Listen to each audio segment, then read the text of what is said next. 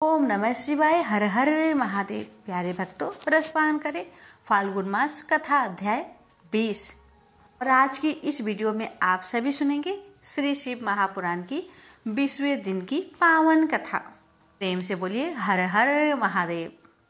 इस अध्याय में सुनिए ऋषियों के प्रश्न के उत्तर में श्री सूत जी द्वारा नारद ब्रह्म संवाद की अवतारणा, जो विश्व की उत्पत्ति, स्थिति और लय आदि के एकमात्र कारण हैं।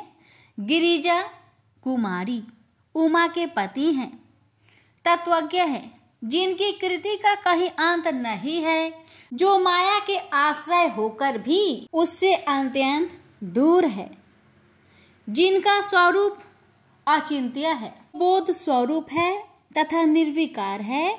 उन भगवान शिव को मैं प्रणाम करता हूँ। मैं स्वभाव से ही उन अनादि सनातन स्वरूप पुरुष उत्तम शिव की वंदना करता हूँ, जो अपनी माया से इस संपूर्ण विश्व की सृष्टि करके आकाश की भक्ति इसके भीतर और बाहर भी स्थित है।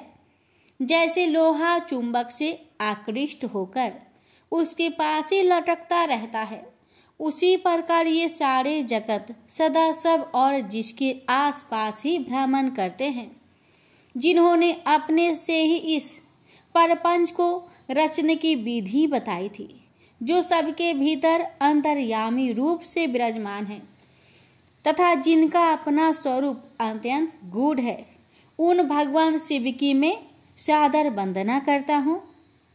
व्यास जी बोले, जगत के पिता भगवान शिव, जन्म माता कल्याणमयी पार्वती तथा उनके पुत्र गणेश जी को नमस्कार करके हम इस पुराण का वर्णन करते हैं। एक समय की बात है, नैमिषारण्य निवास करने वाले शौनक आदि सभी मुनियों ने उत्तम भक्ति भाव के साथ सूत जी से पूछा, ऋषिगण, हे सूत जी, विधेश्वर संहिता की जो साध्य साधन खंड नाम वाली शुभ तथा उत्तम कथा है, उसे हम लोगों ने सुन लिया। उसका आदि भाग बहुत ही रमणीय है तथा वह शिव भक्तों पर भगवान शिव का वात्सल्य स्नेह प्रकट करने वाली है। हे महाभाग, हे सूत जी, हे तात, आप हम लोगों को सदाशिव भगवान शंकर की उत्तम कथा का श्रवण करा रहे हैं। अतएव आप चिरकाल तक जीवित रहे और सदा सुखी रहे। आपके मुख कमल से निकल रहे ज्ञान मृतिका का पूर्ण रूप से पान करते हुए भी हम लोग तृप्त नहीं हो पा रहे हैं। इसलिए हे अनग पुण्य आत्मा, हम सब पुनः कुछ पूछना चाहते हैं। भगवान व्यास जी के कृपा से आप सर्वज्ञ एवं कृत्य है। आपके लिए भूत भविष्य और वर्तमान का कुछ भी अज्ञात नहीं है, अर्थात सब कुछ आपको ज्ञात है। अपनी सद्भक्ति द्वारा गुरु व्यास जी से परम कृपा पात्र को प्राप्त कर आप विशेष रूप से सब कुछ जान गए हैं और संपूर्ण जीवन को भी कृतार्थ कर लिया है।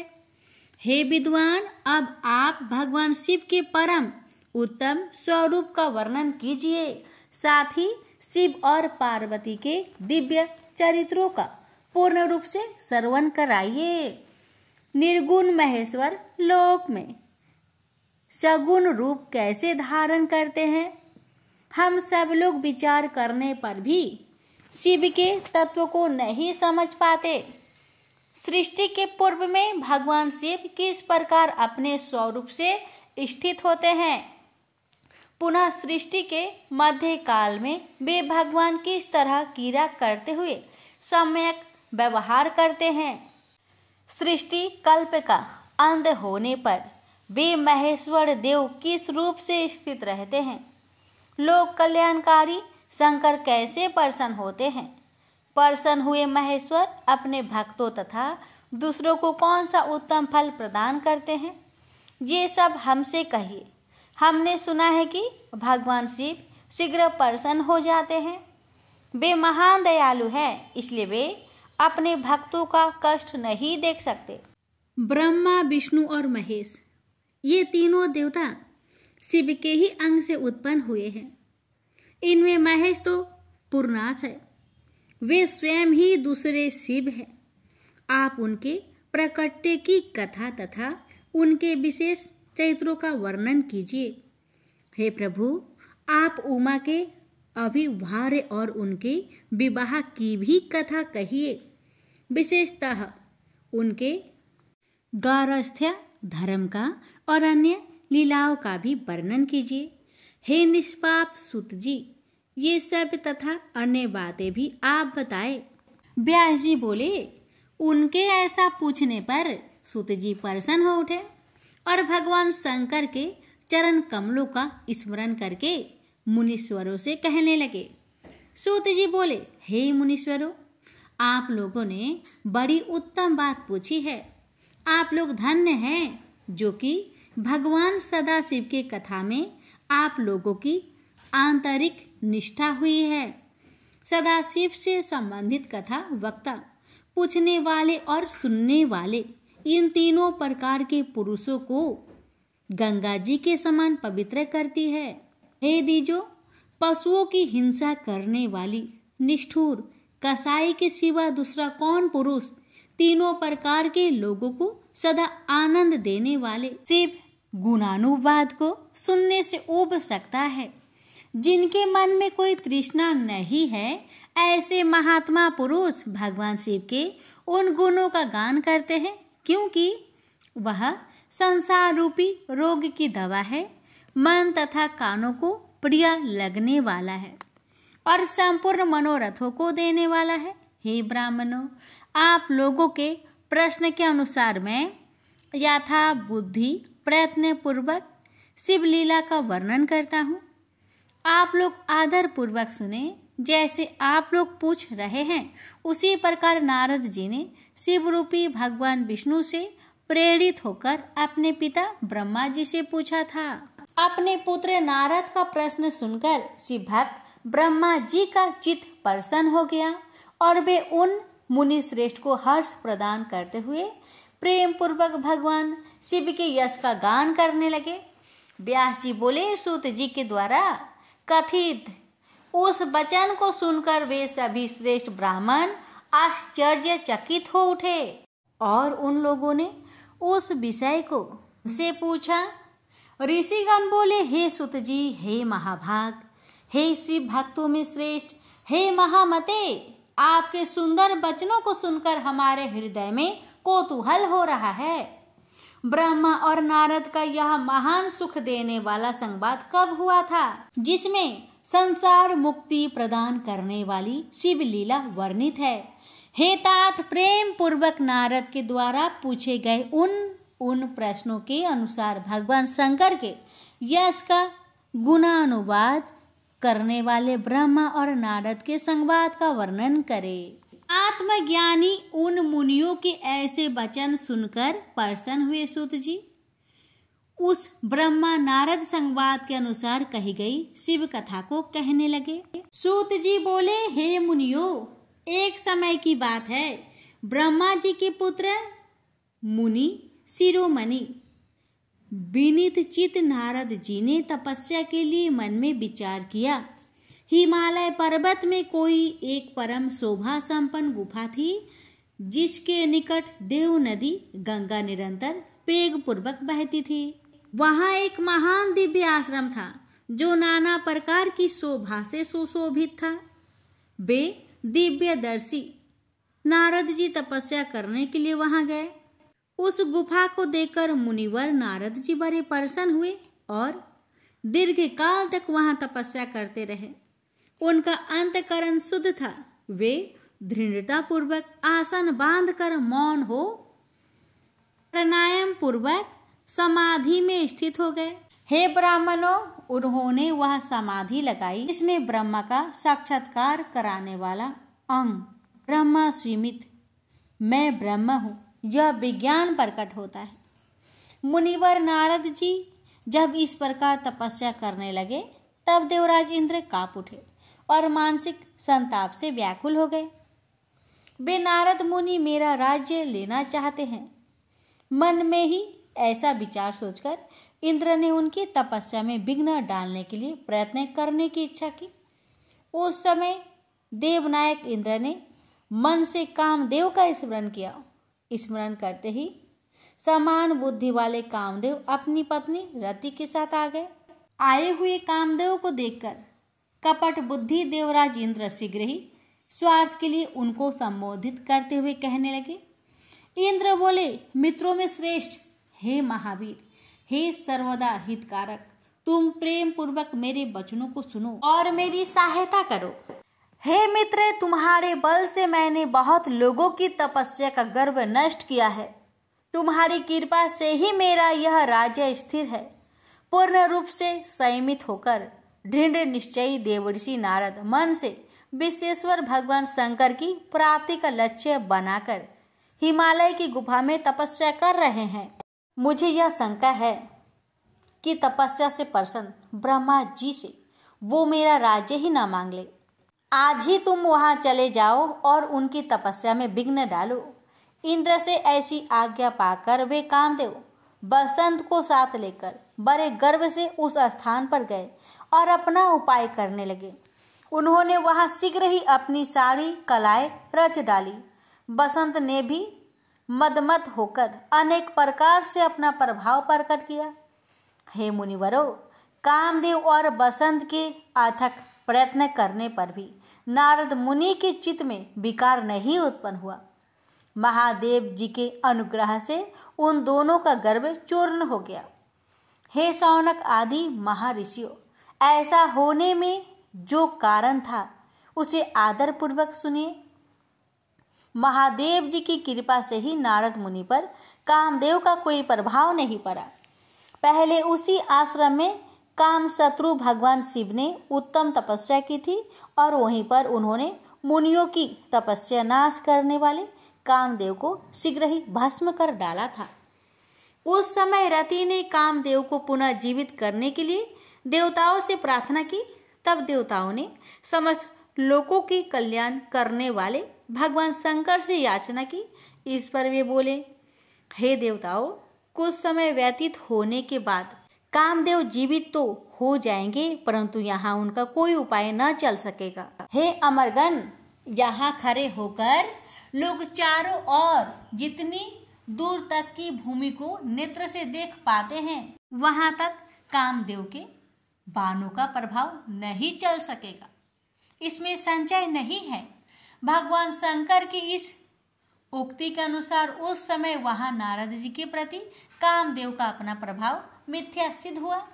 वे शीघ्र ही स्वर्ग लोक इंद्र के पास लौट गए।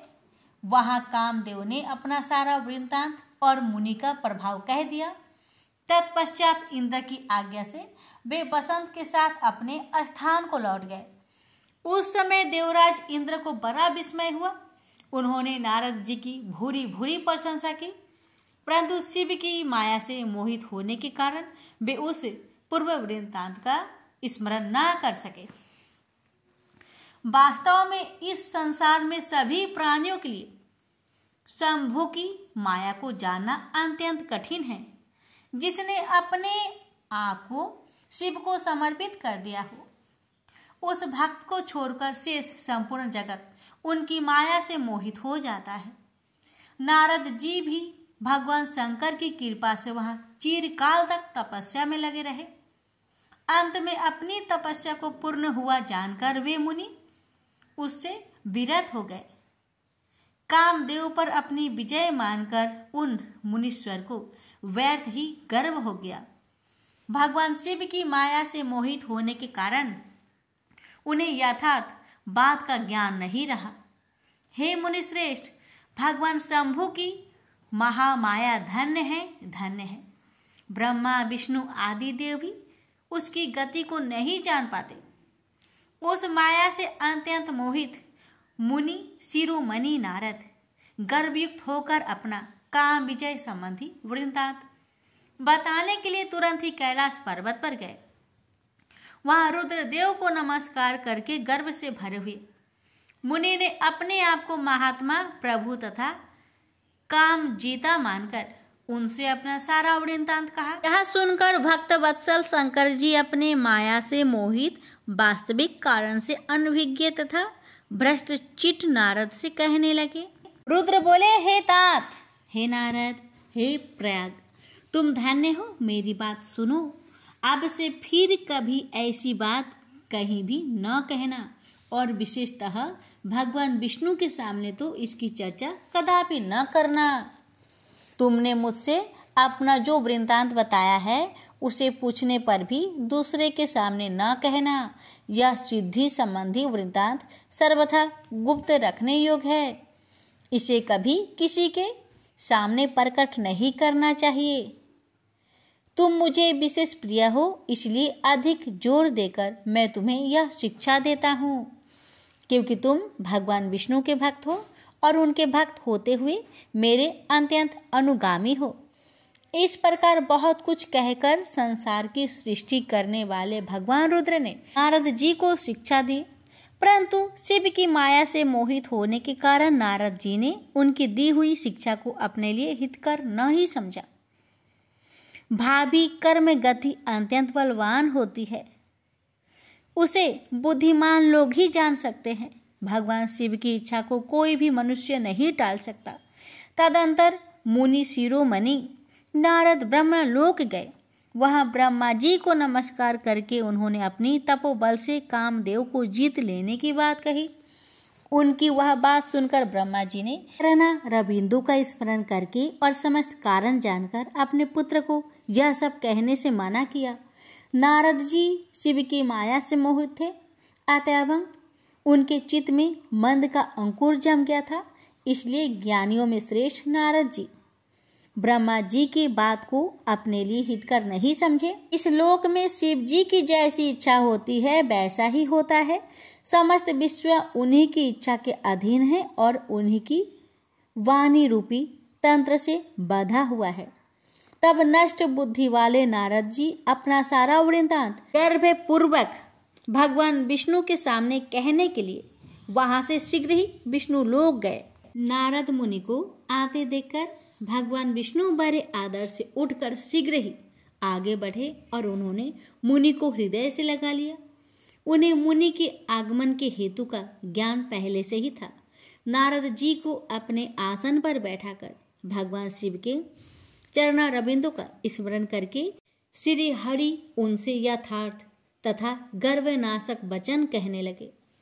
विष्णु बोले, हे तात, आप कहाँ से आ रहे हैं? यहाँ किस लिए आपका आगमन हुआ है? हे मुनि श्रेष्ठ, आप धन्य हैं, आपके शुभागमन से मैं पवित्र हो गया। भगवान विष्णु का यह वचन सुनकर गर्व से भरे हुए नारद मुनि ने मद से मोहित होकर अपना सारा वृत्तांत बड़े अभिमान के साथ बताया। नारद मुनि का वह अहंकार युक्त वचन सुनकर मन ही मन शिव के चरणारविंदों का स्मरण कर भगवान विष्णु ने उनके काम विजय के समस्त यथार्थ कारण को पूर्ण रूप से जान लिया। उसके पश्चात शिव के आत्मा स्वरूप परम शिव सुबुद्ध भगवान विष्णु भक्ति पूर्वक अपना सिर झुकाकर हाथ जोड़कर परमेश्वर कैलाशपति शंकर की स्तुति करने लगे। विष्णु बोले, हे देवेश्वर, हे महादेव, हे परमेश्वर, आप प्रसन्न हो। हे शिव, आप धन्य हैं और सबको विमोहित करने वाली आपकी माया भी धन्य है। इस प्रकार परमात्मा शिव की स्तुति करके श्री हरि अपने नेत्रों को बंद करके उनके चरण कमलों में ध्यान स्थित होकर चुप हो गए। विश्वपालक हरि शिव के द्वारा जो होना था उसे हृदय से जानकर शिव के आज्ञानुसार मुनिश्रेष्ठ नारद जी से कहने लगे। विष्णु बोले, हे मुनिश्रेष्ठ, आप धन्य हैं, आप तपस्या के भंडार हैं और आपका हृदय भी बड़ा उदार है। हे मुनि, जिसके भीतर भक्ति, ज्ञान और वैराग्य नहीं होते, उसी के मन में समस्त दुखों का देने वाला काम, मोह आदि विकार शीघ्र उत्पन्न होते हैं। आप तो निष्ठक ब्रह्मचारी है और सदा ज्ञान वैराग्य से युक्त रहने वाले, फिर आप में काम विकार कैसे आ सकता है? आप तो जन्म से निर्विकार तथा शुद्ध बुद्धि वाले हैं। श्री हरि की कही हुई बहुत सी बातें सुनकर मुनि शिरोमणि नारद जी जोर जोर से हंसने लगे और मन ही मन भगवान को प्रणाम करके इस प्रकार कहने लगे। नारद जी बोले, हे स्वामिन, यदि मुझ पर आपकी कृपा है तब कामदेव का मेरे ऊपर क्या प्रभाव हो सकता है। ऐसा कहकर भगवान के चरणों में मस्तक झुकाकर इच्छा अनुसार विचारने वाले नारद मुनि वहां से चले गए। प्रेम से बोलिए हर हर महादेव।